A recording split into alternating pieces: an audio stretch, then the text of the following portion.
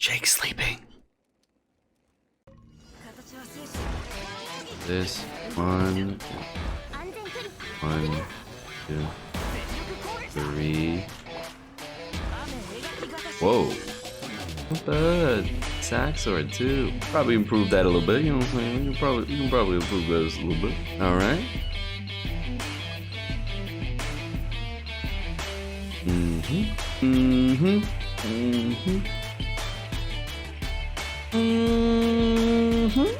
So same thing, just add in a cleave.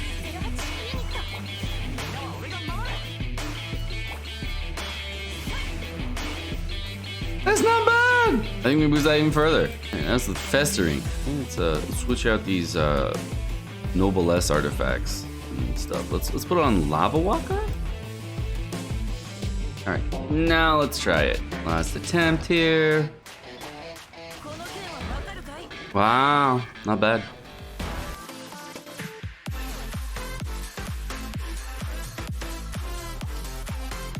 All right, he's awake. Okay, so let's go into the normal build, not over-tuned build for Xingqiu. All right, so Xingqiu is a really easy character to build. What you want on him is the sacrificial sword. And if you don't have that... Hi, chat. It's not chat, I'm making a YouTube video. You want to just say hi to YouTube? Hi. You really don't want to say hi to YouTube because they're not interacting with you? Well, they write you comments and they say, oh, how cute. Let me read you some later.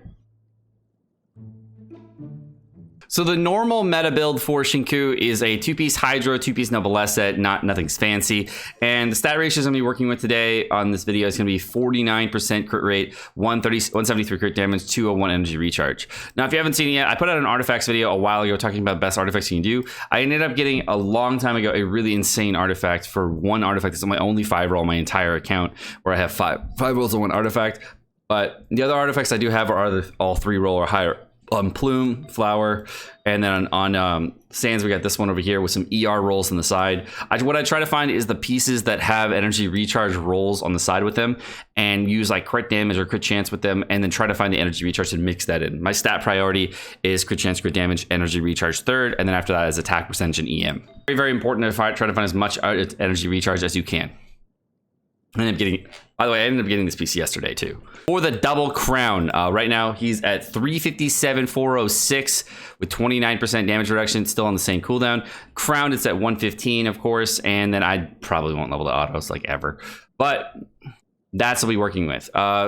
In the intro of this video, my Bennett is crowned. He is using Favonia for max potential damage at level 90. You got Sucrose at 882 EM to transfer it over, and Klee, of course, with that thrilling tails that you saw earlier. But I'm probably not going to be using that at all throughout the rest of this video. Just going to be using normal stuff. My Xingqiu, of course, is Constellation 6 in this video. If you're asking if you need constellations in Xingqiu, the answer is no. On my completely free-to-play account, I have 36 starred the entire Abyss with a C0 Xingqiu. If we're looking at the constellations, the Constellation 2 is a big one to improve damage. The Constellation 4 is going to really boost that element, the E damage, as well as the Constellation 5 going to boost the E damage so that your damage will go very, very high with numbers there. If you don't have those 2 constellations, you're probably not going to be able to get those 300k crits that I was showing you at the intro to this. You probably could get close to it, but not even, like, the amount of damage you get out of this is pretty substantial. And then the biggest way to get damage on your ultimate, of course, is on the C6. It changes the way the ring cutter pattern works. So instead, normally when you use a ring cutter sword, you pop it and it'll do, you see 2 swords here, then 3, then 5. So it goes 2, 3, 5. So normally you would get 9, and this time you get a little bit less. The fact that you only get 2 ring cutter swords initially is kind of weird. Okay, whereas hello, Seka. Free-to-play Seka's Xingqiu, of course, at C0, is able to do, when you pump the ulti, he just goes 2, then 3, and then 2, and then 3. Then there's no 5 hits. So it just alternates between 2 and 3 consistently. And if you're wondering if that's still good with C0, the answer is yeah, it works out fine. It's just, it's not as much damage, just like everything else in Genshin Impact, but you don't lose any viability. You get huge burst viability on Constellation 2, where you get the minus 15% hydro resistance, which really helps out a lot when improving damage, because lowering resistances is one of the best ways of improving damage in Genshin. As far as alternative weapons go for Xingqiu, the only other options that Xingqiu has if you don't have a sacrificial sword are really the Festering Desire and the Favonius sword, both of which are decent weapons for Xingqiu, but you need a large amount of energy recharge for him if you use these weapons, and I find that to be kind of a misplay there. I think you need well over 200% energy recharge for a Favonius sword to help you out with energy gains, so that you can actually get your ultimate back by the time the rotation ends. And for the Festering Desire, same thing, except that you do get a little bit more damage out of this weapon, so it is an okay option in comparison to Favonius Greatsword. Looking at Skyward Blade, it's probably going to be the best overall energy gain high hit sword, but unfortunately, of course, is still worse than the Sacrificial Sword because of the second proc that you get out of it. And Aquila Favonia, of course, is a fizz damage weapon with attack percentage increases, so it's going to get probably the bigger numbers that you can actually see out of this, but nothing like insane. If you're looking for a damage weapon for Xingqiu, I really don't recommend one. I believe the Sacrificial Sword, because you get 2 E abilities on a very long cooldown ability, is still going to be the highest damaging weapon for him for the overall DPS that you're really going to be putting out, no matter how you look at the Xingqiu. And if you're trying to use a Blackcliff Sword, or you're using a Lion's Roar or something to that effect for damage, an R5's Lion's Roar can potentially do exceptionally high damage because of the 36% pyro damage, pyro affliction damage increase with a Lava Walker, and that can really help you improve your damage for a big nuke hit. The Jade Cutter and Summit Shaper are the only real other options for 5-star weapons, and I don't think that either one of those weapons is really what you want to use on a character like Xingqiu. Energy recharge is such a staple on supporting characters, and one of the things people make mistakes on most in Genshin Impact is they undervalue energy recharge, and they actually overvalue both crit chance and crit damage. And typically this happens on supporting characters where energy recharge is way more valuable to keep your ultimate up, so your rotations feel clean and smooth. All right, for alternative artifact builds, a lot of people ask me about what set bonuses to go for, and then the best, of course, is going to be the 2-piece Hydro and 2-piece Noblesse set.